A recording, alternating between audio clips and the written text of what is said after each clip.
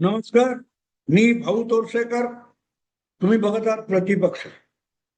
मित्रांनो, खरं सांगायचं तर मी गेला महिना दीड महिना जंतर मंतर पासून नीटच्या परीक्षेपर्यंत, वांगचूकच्या उपोषणापासून झारखंड पर्यंत जो काय हलकल्लोळ चाललेला आहे, अगदी मोदींनी इन्स्टावर काय तो छोटा आपला शॉर्ट वगैरे व्हिडिओ टाकला, किंवा RSSचे प्रमुख मोहनजी भागवत यांनी एक काय तो पॉडकास्ट सारखी मुलाखत दिली. या सगळ्या गोष्टीनंतर मी अतिशय आतुरतेने एका प्रतीक्षेत होतो की अजूनही या आखाड्यामध्ये एक महान बुद्धिमंत का उतरलेले नाहीत. आणि त्या बुद्धिमंताचं नाव अर्थात कुमार केतकर आहे. आणि मी काळजीपूर्वक वाईड अँगल, साईड अँगल वगैरे वगैरे युट्यूब चॅनेल आहेत ते बघत होतो. कोणतो कदम आहे किंवा राहुल कुलकर्णी आहे किंवा गेला बाजार राजू परुळेकरचं काहीतरी येईल. आणि त्यामध्ये आपली जुनीच थिअरी जी आहे, जागतिक व्यापक कटाचा हिस्सा असा एक सिद्धांत नरेंद्र मोदींविषयी कुमार केतकरांनी साधारण 10 वर्षापूर्वी मांडला होता. एका व्याख्यानामध्ये कुमार केतकर यांनी असा मोठा सिद्धांत मांडला होता की नरेंद्र मोदी हे भारताचे पंतप्रधान व्हावेत, यासाठी तब्बल 20-25 वर्ष एक जागतिक व्याप्तीचा कट आणि कारस्थान झालेला आहे. आणि त्या कारस्थानान्वये किंवा त्या कारस्थानाच्या अंमलबजावणीतून नरेंद्र मोदी पंतप्रधान पदापर्यंत पोहोचलेले. वेळोवेळी मी त्यांच्या त्या व्यापक कटाची हजेरी घेतलेली आहे, ब्लॉग लिहिलाय, व्हिडिओ केले. आणि म्हणून आत्ता एवढा धिंगाणा चालू असताना कुमार केतकर यापासून दूर कसे, हा मला पडलेला एक गहन प्रश्न होता की झालंय का कुमार केतकरांना, आहेत कुठे. कुमार केतकरांनी आपली बुद्धी एखाद्या नदीला आलेल्या पुरासारखी वाहून टाकावी असा प्रसंग आहे. आणि कुमार केतकर करतायत काय. मला आठवतं 2018 मध्ये कधीतरी ABP माझाच्या माझा कट्टा या कार्यक्रमामध्ये कुमार केतकर सहभागी झाले होते.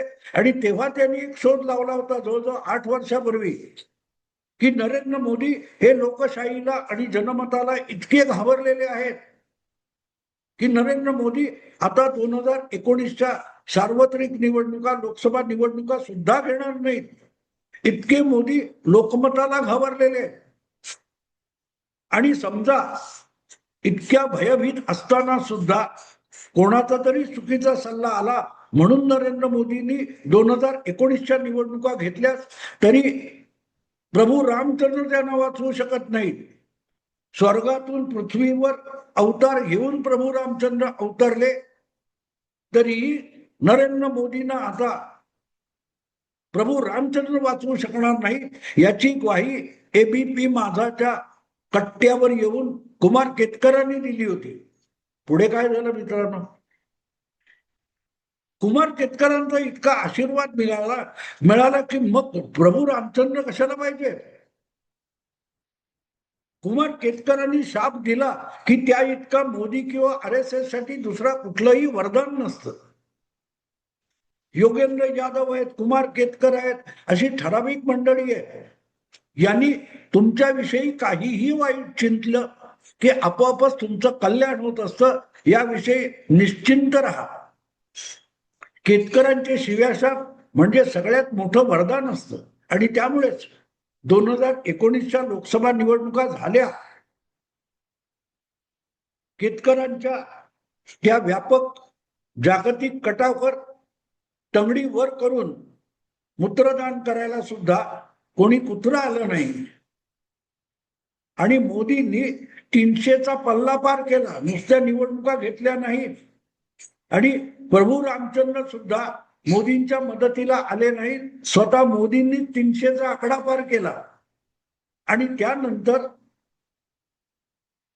पुढच्या 5 वर्षात त्यांनी अयोध्येमध्ये राम जन्मभूमीची जागा न्यायालयीन खटल्यातून मिळवून तिथे भव्य मंदिर उभारलं आणि 2024च्या निवडणुका दारात उभ्या असताना अयोध्येमध्ये राम जन्मभूमीच्या स्थळावर एक भव्य मंदिर उभं राहिलं.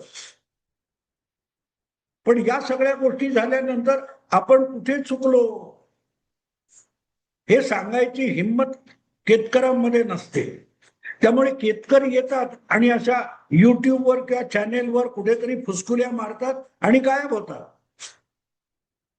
आपण बोललेलं धादांतपणे कसं चुकलंय याचं विश्लेषण करायला, पोस्टमॉर्टेम करायला कुमार केतकर किंवा तत्सम वर्गातली माणसं कधीही पुढे येत नसतात.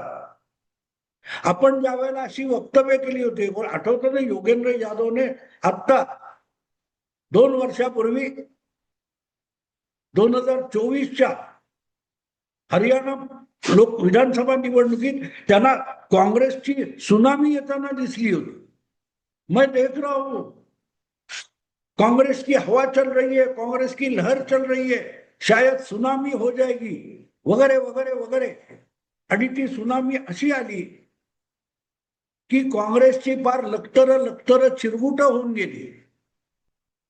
ती चिरगुट शिवून काँग्रेसचा परत एकदा काँग्रेसला पायजामा पाटलोन शिवून देण्यापर्यंत सुद्धा केतकर तिकडे फिरकले नाही किंवा योगेंद्र यादव फिरकले नाही. यांची खासियत असते. आणि इतके दिग्गज लोक आहेत हे की यांच्या बुद्धीमुळे आणि यांच्या सल्ल्यामुळे काँग्रेसची जी दुर्दशा झालेली आहे त्यातून त्या काँग्रेसला सावरावं अशी इच्छा सुद्धा या लोकांना होत नाही. मला त्याची गंमत वाटते. आणि म्हणून मला असं वाटलेलं की हे जंतर मंतर आंदोलन, कॉक्रोच वगैरे जे काय आहे त्या कॉक्रोच मागे, कॉक्रोच जनता पार्टीच्या मागे कुठलं कारस्थान आहे की नाही, जागतिक कटाचा कुठला हा हिस्सा आहे. कुमार केतकर काय ऑर्डिनरी करत नाही. त्यांच्या राहत्या ठाण्यामध्ये किंवा मुंबईमध्ये कुठे एक उंदीर मेला आणि कुजला तरी त्यामध्ये सुद्धा त्यांना RSSचं कारस्थान किंवा आणखीन काय असली कारस्थानं दिसत असतात. म्हणजे रोज कुमार केतकर वेळच्या वेळी जेवतात आणि शारीरिक जे काय देहधर्म असतो तो पार पाडतात. त्यामध्ये सुद्धा एक कारस्थान आहे असं कुमार केतकरांना वाटत असावं. असो, आणि एवढं सगळं हे जंतर मंतर वगैरे घडत असताना कुमार केतकर त्यापासून दूर कसे याची मला चिंता होती. आणि म्हणून मी बघत होतो ते राहुल कुलकर्णी वगैरे कोणतरी कुमार केतकरांची मुलाखत घेतील आणि यामध्ये कसं मोठंच्या मोठं कारस्थान आहे. पण काहीच नाही, ना वाईड अँगल ना साईड अँगल. पण सुदैवाने काल परवा एक अभिव्यक्ती नावाचं युट्यूब चॅनलवर केतकरांची मुलाखत आहे, ती तोटक थोडी थोडी करून बघितली.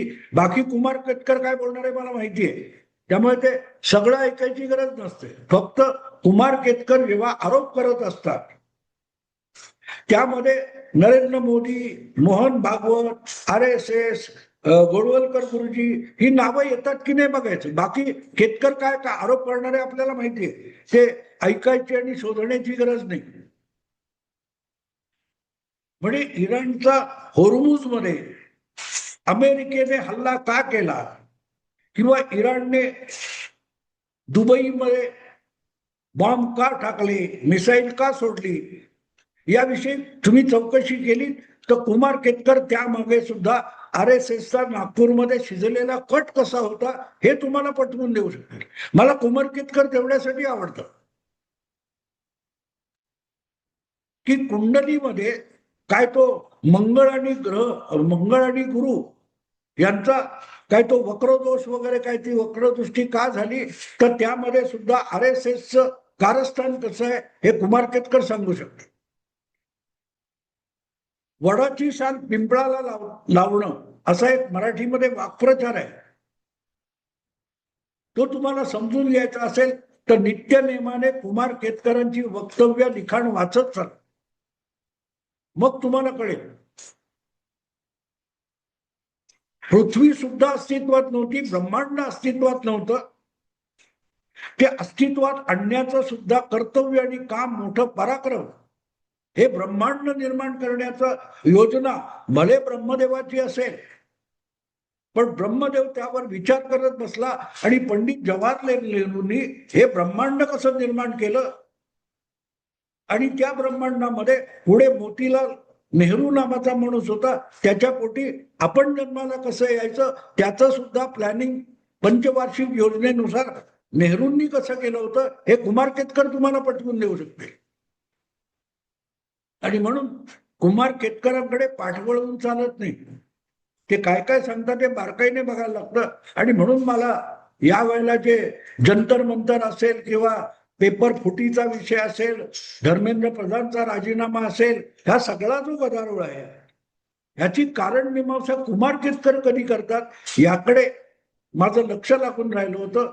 फारच प्रतीक्षा करावी लागली, पण अखेरीस युट्यूबवर कुमार केतकर आले आणि त्यांनी भारतामध्ये जे काय उद्योग चालू आहेत, जगभर जे काय उद्योग चालू आहेत, त्यामागे RSS आणि मोसाद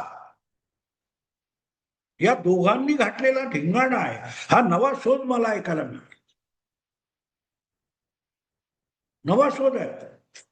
आता RSS आणि मोसाद म्हणजे तुम्हाला माहिती आहे की नाही, मोसाद ही इस्रायलची गुप्तचर संघटना आहे.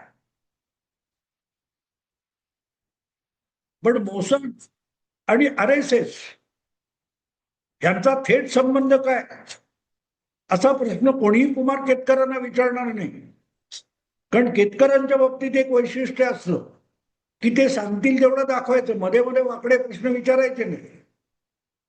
नाहीतर हा जो कोणी मुलाखतकार असतो त्यांनी पहिला प्रश्न विचारायला पाहिजे होता की बाबा 2019च्या निवडणुका होणार नव्हत्या तर त्या झाल्या का, आणि प्रभू रामचंद्र स्वर्गातून उतरून पृथ्वी तलावर आले नसताना मोदींना 300+ जागा मिळाल्या कशा, हा प्रश्न विचारायला पाहिजे. नंतरचा काळ येईल त्याच्यानुसार बघू.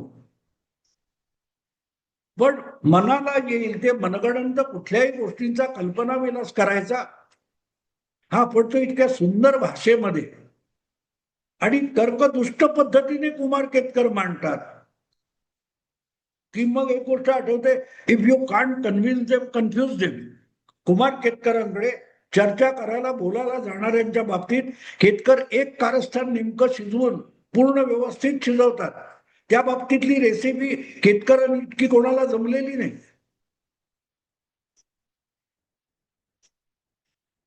कुबेर वगैरे करतात पण कुबेरांना अजून त्यातलं काही जमत नाही.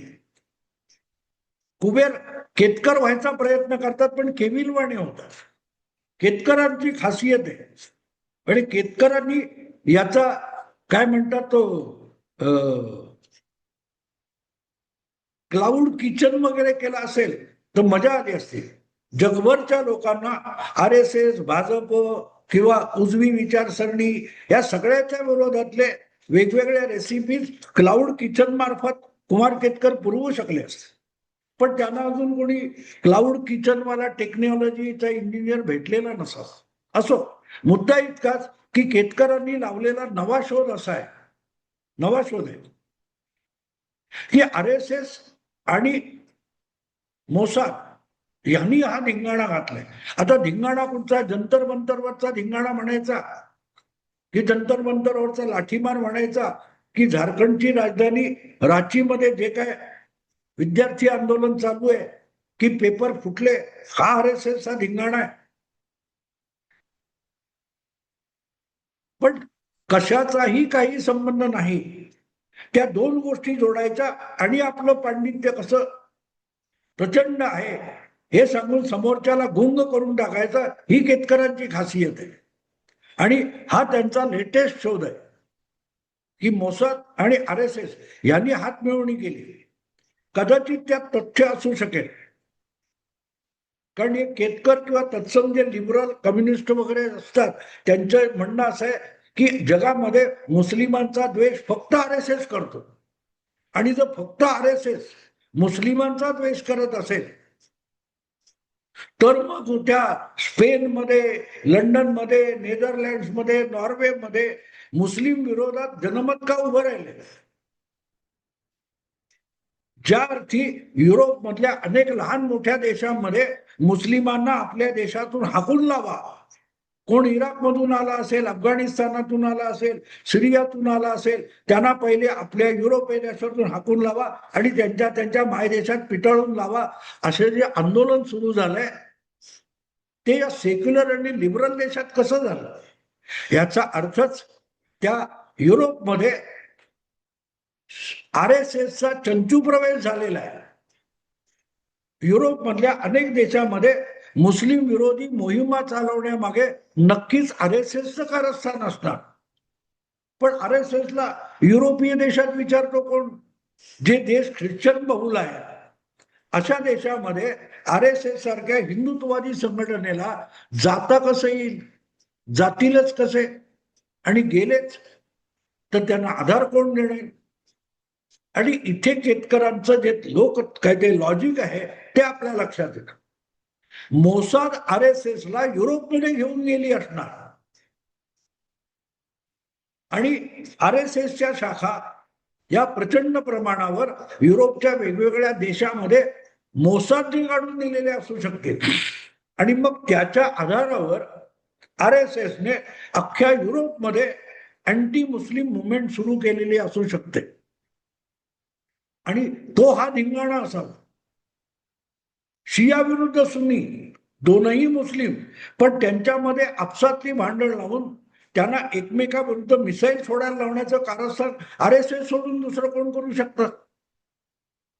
आणि मग इथे केतकर हा किती बहुमोलाचा तर्क पुतळा आहे हे आपल्या लक्षात येतं की त्यांनी जेव्हा मोसाद आणि RSSनी मिळून घातलेला धिंगाणा असा आरोप केलाय, त्याचे धागे दोरे आपल्याला तिथे शोधायला मिळतील. ते होर्मुझ मध्ये मिळतील, ते सिरियात मिळतील, ते नॉर्वेमध्ये मिळतील, नागपूर सोडून सगळीकडे मिळतील, तेल अवीव सोडून सगळीकडे मिळतील. असो मित्रांनो, पण मला फार बरं वाटलं या आखाड्यामध्ये कुमार केतकर यांनी उडी घेतली, हे मला फार बरं वाटलं. कारण नवा खुडेपणा ऐकायचा तर रिफाईंड राहुल गांधी, जसं असं ना आपण ते कुठलं गोड तेल किंवा खोबरेल तेल वगैरे घेतो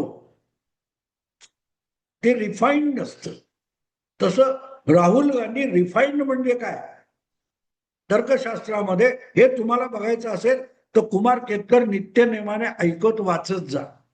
मग राहुल गांधींचा जो खुळेपणा आहे त्याला चाळण लावलेला तो तर्क, खुळचटपणा आपल्याला कुमार केतकरांच्या वक्तव्यामध्ये ऐकायला मिळत असेल. आणि त्यासाठी अभिव्यक्ती, wide angle, right angle, side angle अशी जी काय YouTube चॅनेल आहेत ही नियमित बघत जा, फार मनोरंजक असतं. मी बघतो अधूनमधून. आजचा हा व्हिडिओ आवडला, लाईक करा, शेअर करा आणि प्रतिपक्षाला सबस्क्राईब करा. नमस्कार.